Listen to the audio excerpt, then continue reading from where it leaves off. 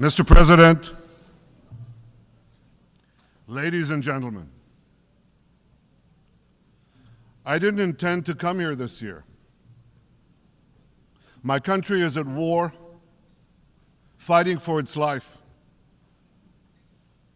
But after I heard the lies and slanders leveled at my country by many of the speakers at this podium, I decided to come here and set the record straight.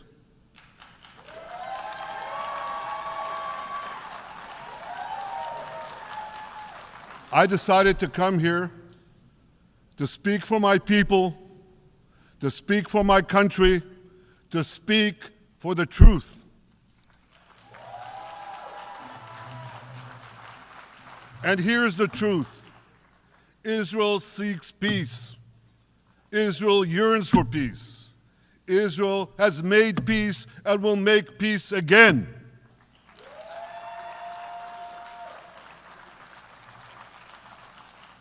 Yet we face savage enemies who seek our annihilation, and we must defend ourselves against these savage murderers. Our enemies seek not only to destroy us, they seek to destroy our common civilization and return all of us to a dark age of tyranny and terror. When I spoke here last year, I said we faced the same timeless choice that Moses put before the people of Israel thousands of years ago. As we were about to enter the Promised Land, Moses told us that our actions will determine whether we bequeath to future generations a blessing or a curse. And that is the choice we face today. The curse of Iran's unremitting aggression, or the blessing of a historic reconciliation between Arab and Jew. In the days that followed that speech, the blessing I spoke of came into sharper focus. A normalization deal between Saudi Arabia and Israel seemed closer than ever.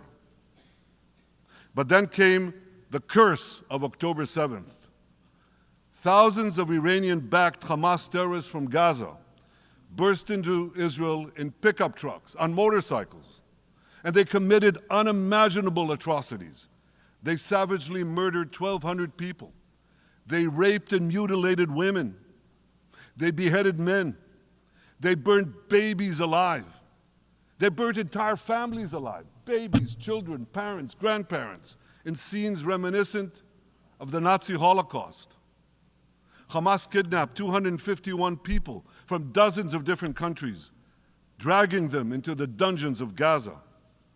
Israel has brought home 154 of these hostages, including 117 who returned alive.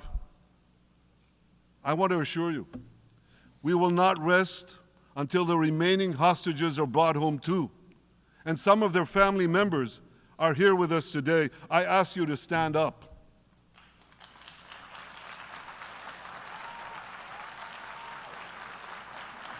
With us is Eli Stevie, whose son Idan was abducted from the Nova Music Festival. That was his crime, a music festival. And these murderous monsters took him. Kobe Smirno, whose son Jonathan was murdered, and his corpse was taken into the dungeons, into the terror tunnels of Gaza. A corpse held hostage. Salim al-Atrash, whose brother Muhammad, a brave Arab-Israeli soldier, was murdered. His body too was taken to Gaza. And so was the body of Ifat Hyman's daughter in Bar, who was brutally murdered at that same music festival. With us is Sharon Sharabi, whose brother Yossi was murdered, and who prays for his older brother Eli, who is still held hostage in Gaza. And with us too is Izhar Lifsich from Kibbutz Nir Oz, a kibbutz that was wiped out by the terrorists. Thankfully, we achieved the release of his mother Yocheved, but his father Oded is still languishing in an underground terrorist hell of Hamas. I again promise you, we will return your loved ones home. We will not spare that effort until this holy mission is accomplished.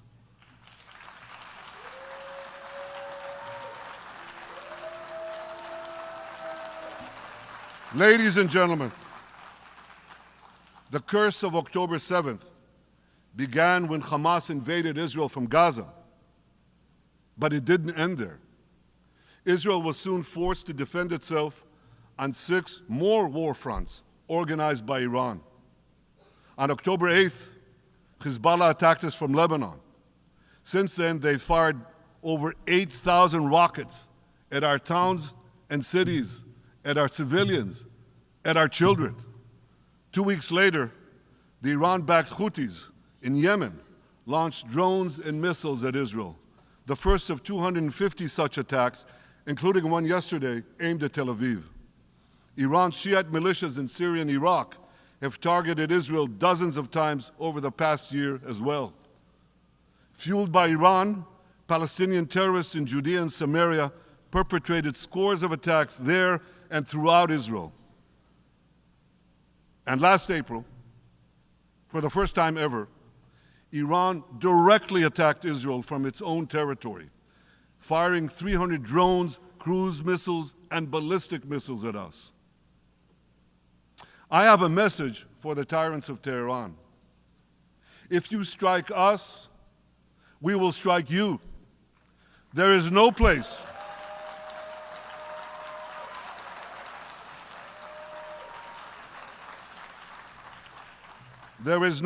in Iran that the long arm of Israel cannot reach, and that's true of the entire Middle East. Far from being lambs led to the slaughter, Israel's soldiers have fought back with incredible courage and with heroic sacrifice. And I have another message for this assembly and for the world outside this hall. We are winning.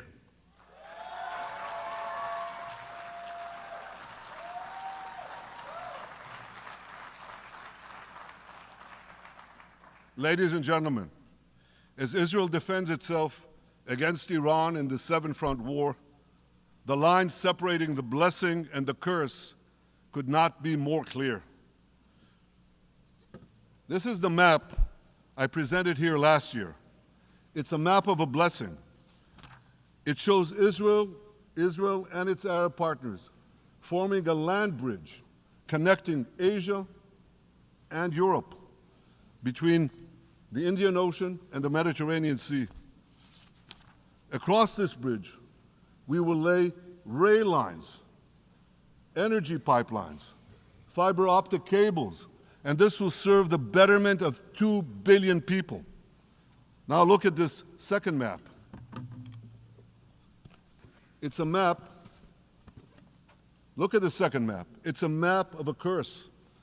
It's a map of an arc of terror that Iran has created and imposed from the Indian Ocean to the Mediterranean. Iran's malignant arc has shut down international waterways. It cuts off trade. It destroys millions, destroys nations from within, and inflicts misery on millions. On the one hand, a bright blessing, a future of hope. On the other hand, a dark future of despair. And if you think this dark map is only a curse for Israel, if you think that, then you should think again. Because Iran's aggression, if it's not checked, will endanger every single country in the Middle East and many, many countries in the rest of the world. Because Iran seeks to impose its radicalism well beyond the Middle East. That's why it funds terror networks on 5 continents. That's why it builds ballistic missiles for nuclear warheads to threaten the entire world. For too long, the world has appeased Iran. It turns a blind eye to its internal repression. It turns a blind eye to its external aggression. Well, that appeasement must end. And that appeasement must end now.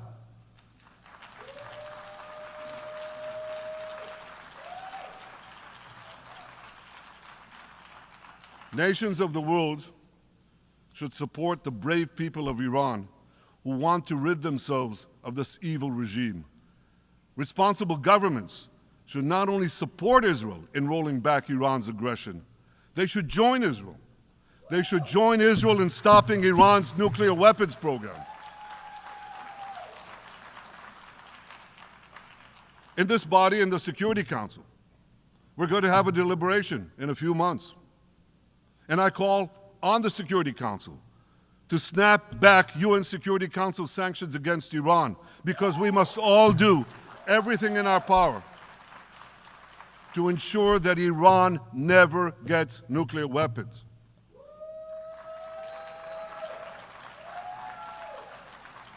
For decades, I've been warning the world against Iran's nuclear program.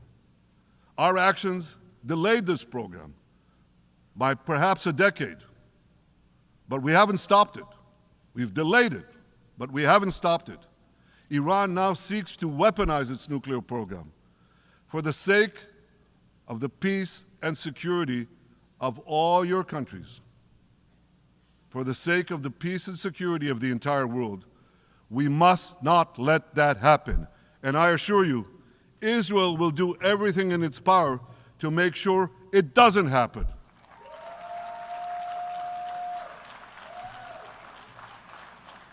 So, ladies and gentlemen, the question before us is simple. Which of these two maps that I showed you will shape our future?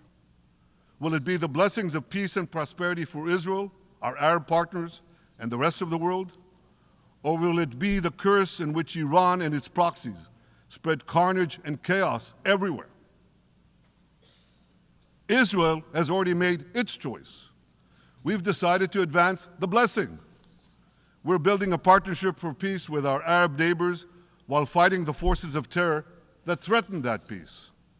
For nearly a year, the brave men and women of the IDF have been systematically crushing Hamas's terror army that once ruled Gaza. On October 7th, the day of that invasion into Israel, that terror army numbered nearly 40,000 terrorists. It was armed with more than 15,000 rockets. It had 350 miles of terror tunnels, an underground network bigger than the New York subway system, which they used to wreak havoc above and below ground.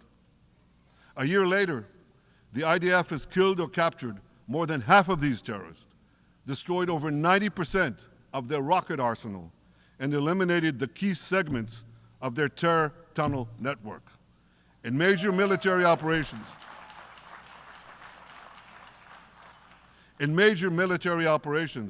we destroyed nearly all of Hamas's terror battalions, 23 out of 24 battalions. Now, to complete our victory, we are focused on mopping up Hamas's remaining fighting capabilities. We are taking out senior terrorist commanders and destroying remaining terrorist infrastructure. But all the while, and I'll say this one more time, we remain focused on our sacred mission, bringing our hostages home, and we will not stop until that mission is complete. Now, ladies and gentlemen, even with Hamas's greatly diminished military capability, the terrorists still exercise some governing power in Gaza by stealing the food that we enable aid agencies to bring into Gaza. Hamas steals the food, and then they hike the prices. They feed their bellies, and then they fill their coffers with money that they extort from their own people. They sell the stolen food at exorbitant prices, and that's how they stay in power. Well, this too has to end, and we're working to bring it to an end.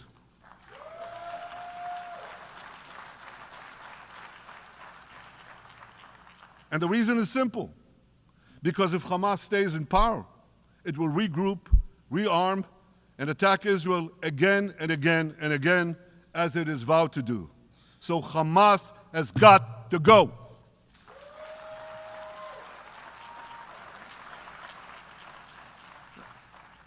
Just imagine For those who say, well, Hamas has to stay, it has to be part of a post-war Gaza, imagine in a post-war situation in World War II, imagine allowing the defeated Nazis in 1945 to rebuild Germany. It's inconceivable. It's ridiculous. It didn't happen then. It's not going to happen now.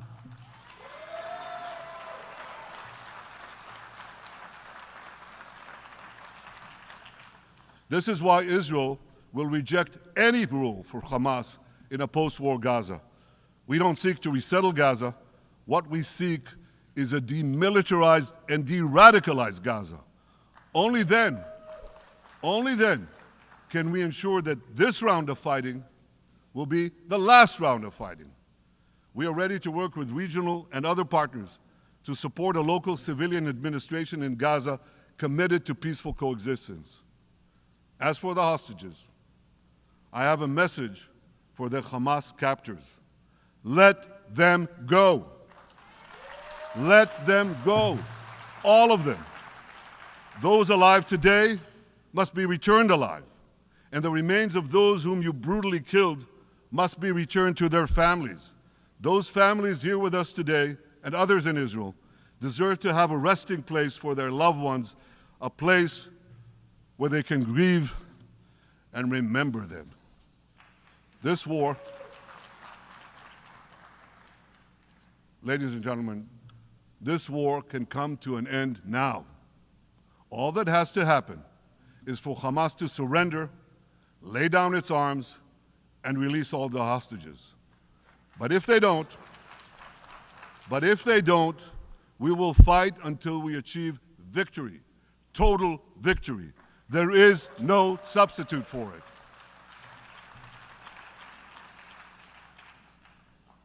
Israel must also defeat Hezbollah in Lebanon. Hezbollah is the quintessential terror organization in the world today. It has tentacles that span in all continents. It has murdered more Americans and more Frenchmen than any group except bin Laden. It's murdered the citizens of many countries represented in this room. And it has attacked Israel viciously over the last 20 years, in the last year, completely unprovoked. A day after the Hamas massacre, on October 7th, Hezbollah began attacks against Israel, which forced more than 60,000 Israelis on our northern border to leave their homes, becoming refugees in their own land. Hezbollah turned vibrant towns in the north of Israel into ghost towns. So I want you to think about this in equivalent American terms. Just imagine if terrorists turned El Paso and San Diego into ghost towns. Then ask yourself, how long would the American government tolerate that? A day? A week? A month? I doubt they tolerate it even for a single day. Yet Israel has been tolerating this intolerable situation for nearly a year. Well, I've come here today to say, enough is enough.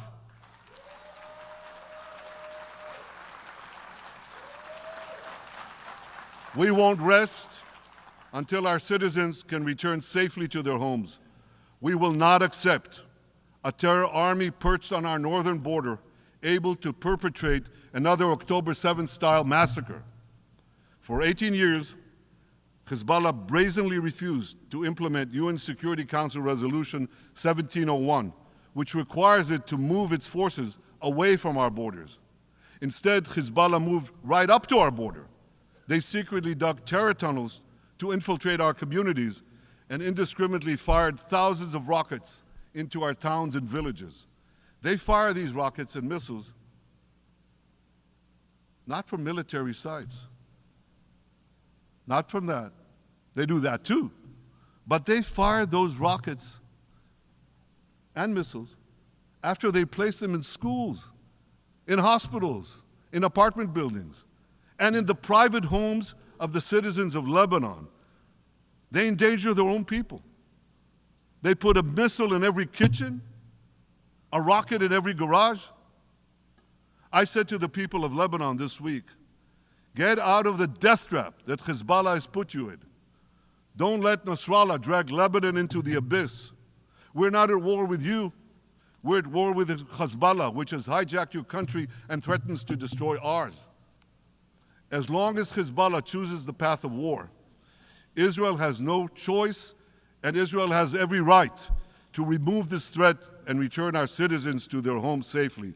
And that's exactly what we're doing.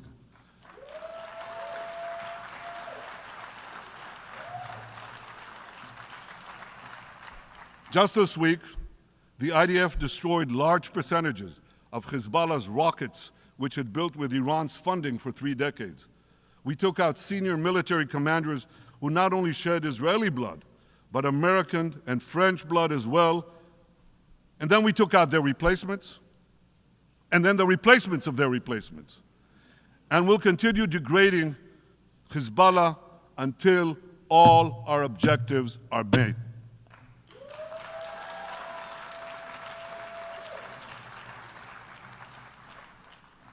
Ladies and gentlemen, we're committed to removing the curse of terrorism that threatens all civilized societies.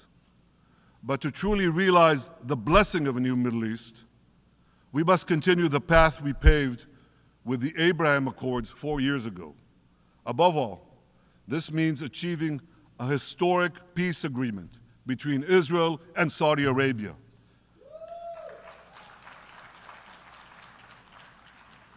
And having seen the blessings that we've already brought with the Abraham Accords, the millions of Israelis who've already flown back and forth across the Arabian Peninsula, over the skies of Saudi Arabia, to the Gulf countries, the trade, the tourism, the joint ventures, the peace, I say to you, what blessings such a peace with Saudi Arabia would bring. It would be a boon to the security and economy of our 2 countries. It would boost trade and tourism across the region. It would help transform the Middle East into a global juggernaut. Our 2 countries could cooperate on energy, water, agriculture, artificial intelligence, and many, many other fields. Such a peace, I'm sure, would be a true pivot of history. It would usher in a historic reconciliation between the Arab world and Israel, between Islam and Judaism, between Mecca and Jerusalem. While Israel is committed to achieving such a peace, Iran and its terror proxies are committed to scuttling it. That's why one of the best ways to foil Iran's nefarious designs is to achieve the peace. Such a peace would be the foundation for an even broader Abrahamic alliance. And that alliance would include the United States, Israel's current Arab peace partners, Saudi Arabia, and others who choose the blessing of peace. It would advance security and prosperity across the Middle East and bring enormous benefits to the rest of the world. With American support and leadership, I believe this vision can materialize, and much sooner than people think. And as the Prime Minister of Israel, I will do everything in my power to make it happen. This is an opportunity that we and the world should not let go by.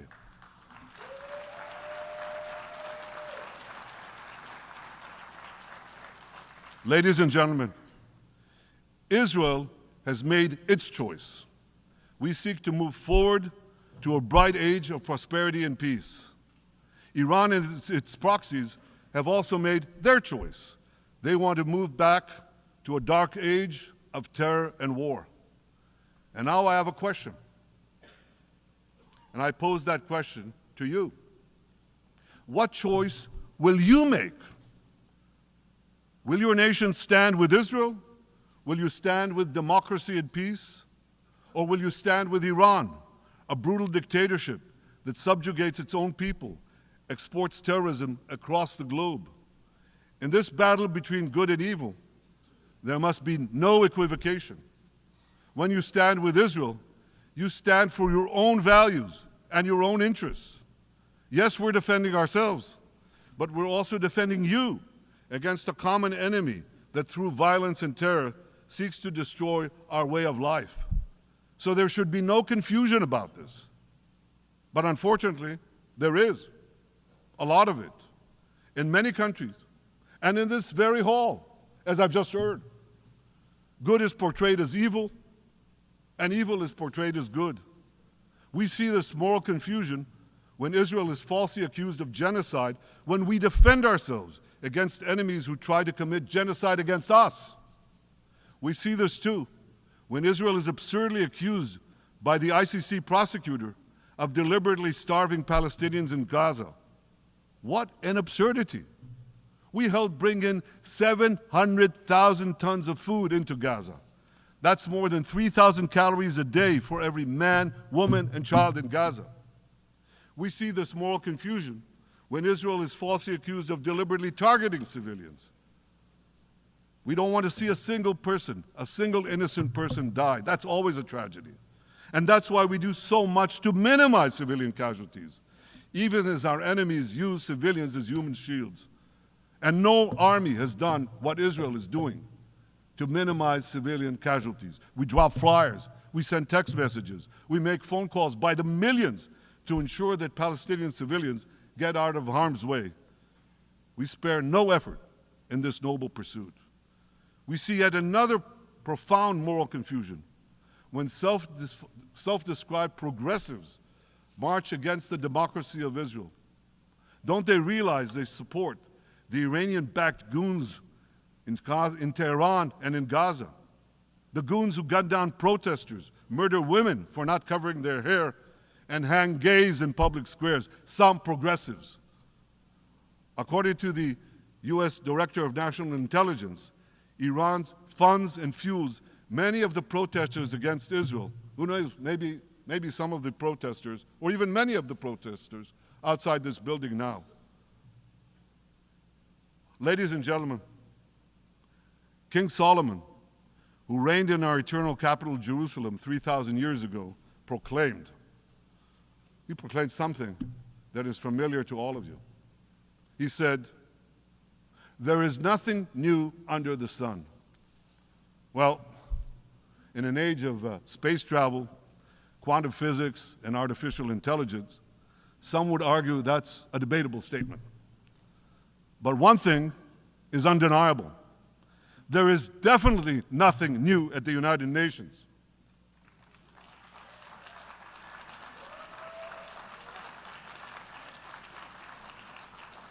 Take it from me. I first spoke from this podium as Israel's ambassador to the UN in 1984. That's exactly 40 years ago. And in my maiden speech here, I think it's the same podium, by the way. In my maiden speech here, I spoke against a proposal to expel Israel from this body. 4 decades later, I find myself defending Israel against that same preposterous proposal. And who's leading the charge this time? Not Hamas, but Abbas, Palestinian Authority President Mahmoud Abbas. This is the man who claims he wants peace with Israel. Yet he still refuses to condemn the horrific massacre of October 7th. He's still paying hundreds of millions to terrorists who murder Israelis and Americans. It's called pay for slay. The more you murder, the more you get paid. And he still wages unremitting diplomatic warfare against Israel's right to exist and against Israel's right to defend itself. And by the way, they amount to the same thing. Because if you can't defend yourself, you can't exist. Not in our neighborhood, certainly, and maybe not in yours. Standing in this podium 40 years ago, I told the sponsors of that outrageous resolution to expel Israel, "Gentlemen, check your fanaticism at the door." Today, I tell President Abbas and all of you who would shamefully support that resolution, check your fanaticism at the door. The singling out of the one and only Jewish state continues to be a moral stain on the United Nations. It has made this once respected institution contemptible in the eyes of decent people everywhere. But for the Palestinians, this UN House of Darkness is home court. They know that in this swamp of anti-Semitic bile, there's an automatic majority willing to demonize the Jewish state on anything. In this anti-Israel, flat earth society, any false charge, any outlandish allegation can muster a majority. In the last decade, there have been more resolutions passed against Israel in this hall at the UN General Assembly than against the entire world combined. Actually, more than twice as many. Since 2014, this body condemned Israel 174 times. It condemned all the other countries in the world 73 times. That's more than 100 extra condemnations for the Jewish state. What hypocrisy, what a double standard, what a joke. So the UN's hostility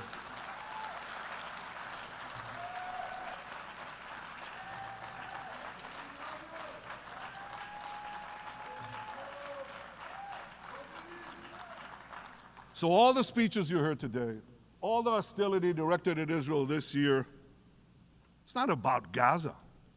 It's about Israel. It's always been about Israel's very existence.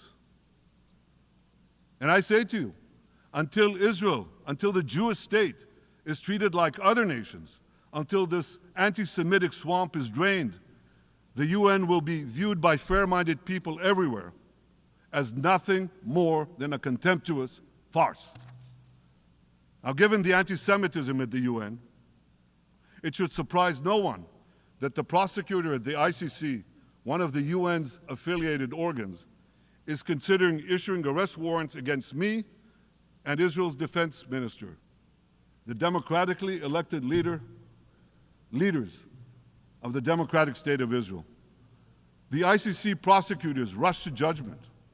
His refusal to treat Israel with its independent courts the way other democracies are treated is hard to explain by anything other than pure anti-Semitism.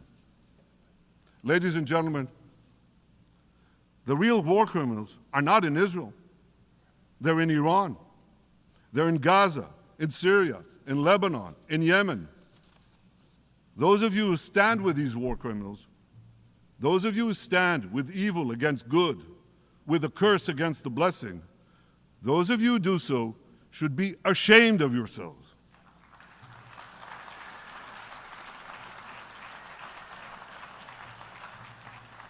But I have a message for you. Israel will win this battle. We'll win this battle because we don't have a choice. After generations in which our people were slaughtered, remorselessly butchered, and no one raised a finger in our defense, we now have a state. We now have a brave army, an army of incomparable courage, and we are defending ourselves. As the book of Samuel says in the Bible, Netzach Yisrael lo yishaker. The eternity of Israel will not falter.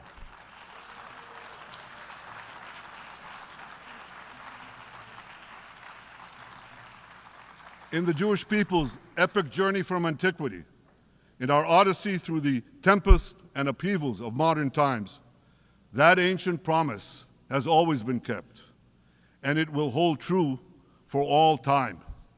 To borrow a great poet's phrase, Israel will not go gently into that good night. We will never need to rage against the dying of the light, because the torch of Israel will forever shine bright.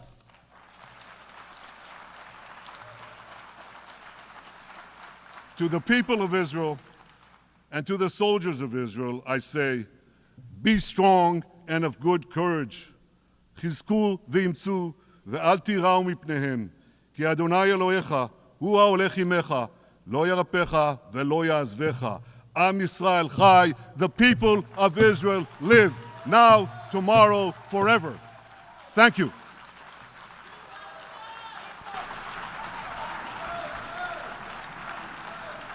On behalf of the Assembly, I wish to thank the Prime Minister of the State of Israel